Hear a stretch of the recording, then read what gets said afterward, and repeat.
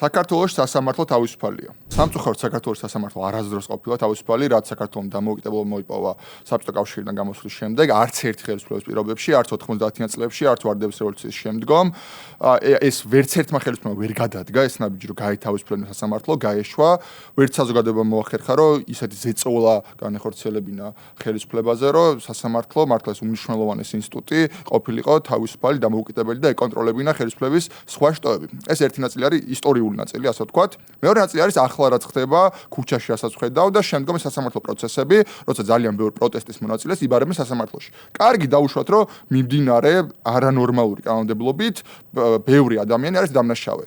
ყველა ეგეთი რამე სად გაგიგიათ, რომ დაიბარეს რამდენიმე ასეული ადამიანი სასამართლოში, პროცესი, გამოძიება, მტკიცებულებები, ჩვენებები და ყველა დამნაშავე აღმოჩნდა.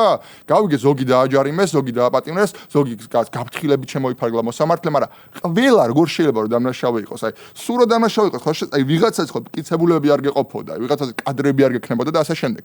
როცა იბარებდა ყველა 100%-იან გამამტყუნებელი, ეს მხოლოდ დიქტატურებში ხდება, ასე არ არსებობს დემოკრატიული სახელმწიფო, სადაც ერთი რაღაც კონკრეტული კანონით, კონკრეტული პოლიტიკური პროცესის შედეგად დაიბარონ ასობით ადამიანი სასამართლოში და ყველა დამნაშავე აღმოჩნდეს. ეს არის ყველაზე მარტივი მტკიცებულება, რომ არც ახლა და არც არასდროს საქართველოს სასამართლო თავისუფალი არ ყოფილა.